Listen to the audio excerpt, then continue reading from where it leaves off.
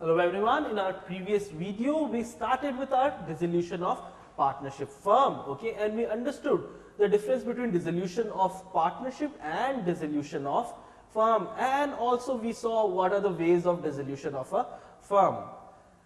Now we are starting our last video on this theory part of this chapter, which is settlement of accounts. So we know that in firm the accounts will be closed, okay, assets will be sold, liabilities will be paid off, okay. So how to do that? In case of dissolution of a firm, the firm ceases to conduct business and has to settle its accounts. For this purpose, it disposes of all its assets for satisfying all the claims against it. So what it is doing? It is selling all the assets. Why? So that all the liabilities will be paid off. In this context, it should be noted that subject to agreement among the partners, the following rules as provided in section 48 of the Indian Partnership Act shall apply. So what are the rules that will apply? How to do this, all these things? So these are the rules that will apply. For treatment of losses, if any, losses including deficiencies of capital shall be paid first out of profit, then next out of capital of partners, and if necessary by the partners individually in their profit sharing ratios. So if assets are not sufficient to pay off our liabilities, okay, liabilities are more, assets are less, okay, then what will happen? First of all, the partners' profits will be used to settle those losses. If even the profits are insufficient, then what will happen? Then partners' capital, it will not be paid to the partners, okay, whatever capital they introduced in the business, it will not be paid back to them. First, it will be used to pay off the outside liabilities, and even if those capitals are not sufficient to pay off the liabilities, then partners individually, okay, in their profit sharing ratio will be asked to bring in more money, because it is the Partnership Act 1932, it is their unlimitedly liable, okay, even their personal assets are liable. It's not limited liability partnership. Act 2008, okay, we know that there the liability of the partner gets limited, okay, but here they are unlimitedly liable. Then application of assets. The assets of the firm, including any sum contributed by the partners to make up deficiencies of capital, shall be applied in the following manner. So how the when we sold the assets, how the money will be applied? So in paying the debts of the firm to the third parties, outside people, first of all. Then in paying each partner proportionately what is due to him or her from the firm for advances as distinguished from capital. So partners' loan will be, after paying of third parties, if any partner has given any loan to the firm, that loan will be paid off, okay. Then in paying to each partner proportionately what is due to him on account of capital. So why the word proportionately is coming? That means if the two partners have given loan, one has given 1 lakh rupee loan and another has given 50,000 rupee loan, we have only, let's say, 80,000 rupee, so not enough to settle both the partners. So what we'll do? Proportionately, okay. What is the ratio? 2:1. So this 80,000 will be divided into 2:1. That's the proportion and will be paid to both. In the same way, if the firm does not have enough money to pay off the capitals of the partners, okay, then what will happen? Whatever money they have will be paid proportionately. And the residue, if any, shall be divided among the partners in their profit sharing ratio. So even after paying all these, okay, some money is left, that money belongs to whom? To the partners. And how it will be given? It will be given in their profit sharing ratio. Next, in settlement of account, thus the amount realized from assets along with contribution from partners, if required, shall be utilized first to pay the outside liabilities of the firm, such as creditors, loans, bank overdrafts, bills payable, etc. So these will have the first priority. It may be noted that the secured loans have precedence over the unsecured loans. That's the name, because they are secured, first they will get. If any money is left, then the unsecured loans will get. The balance should be applied to repay loans made by the partners to the firm. In case of the balance amount is not adequate enough to pay off such loans and advances, they are to be paid proportionately. And the last thing, the amount left thereafter is utilized in settlement of capital account balances. Then the surplus, if any, is divided among the partners in their PSR. So whatever we have studied here, again it has been mentioned. Now, what are called private debts and what are firms debts? Okay, let's see what are private debts and firms debts. So, where both the debts of the firm and private debts of the partner coexist, the following rules as the stated in section 49 shall apply. So, a partner has taken loan on his individual name, or there is a loan on the firm's name, then where will the money go? Will it be to the firm's loan or to the partner's individual name? So, the property of the firm shall be applied first in the payment of debts of the firm, and then the surplus, if any, shall be divided among the partners as per their claims, which can be utilized for payment of their private liabilities. The private property of partner shall be applied first in the payment of his private debts, and the surplus, if any, may be utilized for payment of the firm's debts in case the firm's liabilities exceeds the firm assets. So, what is happening? Even a partner's private assets can be sold to pay all the firm's liabilities if the liabilities of the firm are more than the the assets of the firm. And lastly, it may be noted that the private property of the partner does not include the personal properties of his wife and children. Their properties will not be harmed.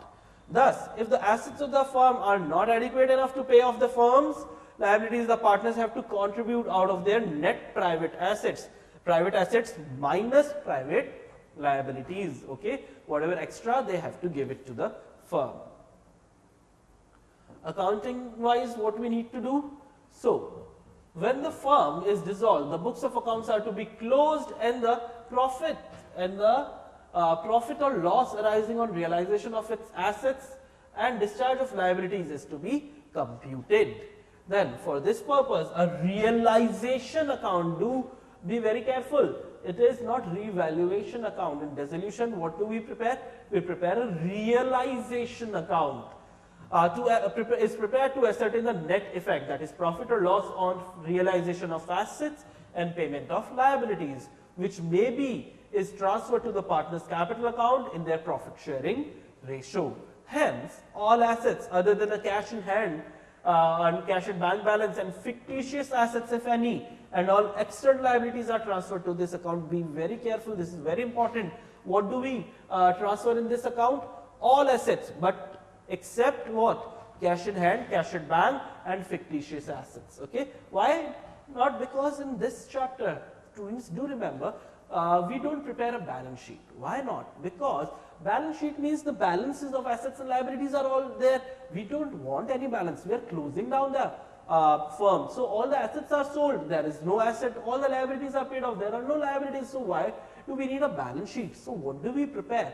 We prepare a cash and bank account. Okay. If the cash and bank account tallies, then we have a slight satisfaction that the answer might be correct. So because we prepare a cash and bank account, we transfer the cash and bank balance to that account. Okay. Rest all the assets will be transferred in this account. Also, do remember the fictitious assets. Okay, like goodwill, okay, P&L debit balance, and deferred revenue expenditure, all these advertisement suspense, all these will be partners' losses, so will be transferred to partners' capital account. And all external liabilities will be transferred here, okay, not internal. The internal liabilities like the partner's capital, partner's profit, okay, any reserve, okay, there will be transferred like we used to do in our partner's capital account. And last, it also records the sale of assets and payment of liabilities and realization of expenses. The balance in this account is termed as profit on realization, which is transferred to the partner's capital account in the profit sharing ratio. So let's see the format of our realization account. Okay, what it is. See, assets have debit balance. When we are transferring assets here, they will be credited, okay, and liabilities have credit balance. To transfer them in realization, that means closing them off, they will be debited. Okay, so see, intangible assets, land building, plant machinery, furniture fitting, loan. Okay, these are loan to other parties, bill receivables, sundry debtors. Up till here, okay, the assets have been transferred. We'll see what these are, but the assets are till here only. Yeah.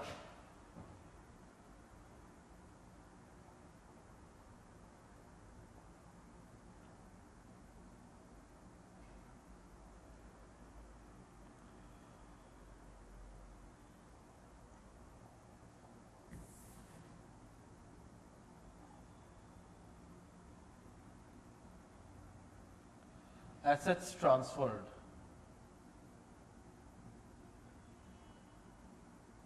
Okay, till here. In the same way, the liabilities will also be transferred. When we are transferring the assets are done. Okay, in the balance sheet, there are no assets anymore.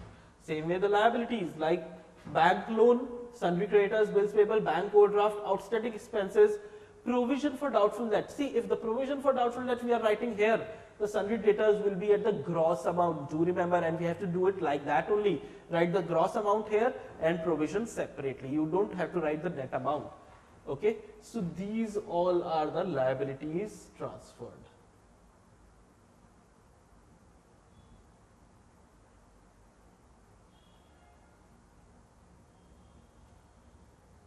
Liabilities transferred. Now, what do we need to do? We need to sell these assets to pay off the liabilities. So, when we are selling the assets, at whatever rate the assets are being sold, so that will be by cash in bank, sale of assets. Okay, and we need to now we have money, we need to pay off these liabilities. So, payment of liabilities here. Okay, like this we have to do. Now, there can be some unrecorded liabilities also, that also have to be paid. Okay, even if we did not record it in our balance sheet, still we have to pay. In the same way, there could be some unrecorded assets also. We can sell them and get the money even if we have not transferred them.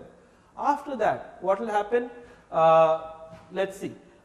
If any partner agrees, okay, I will pay this liability personally, so his partner's capital account, his capital should increase. It is as good as he's giving money to the firm to pay off. So he's saying, okay, I am giving this, I'll pay this liability. So in this way, in the same way, a partner can take any asset. Okay, no, this car I want. Okay, you can deduct the money from my capital. So partner's capital account, if any assets are being taken.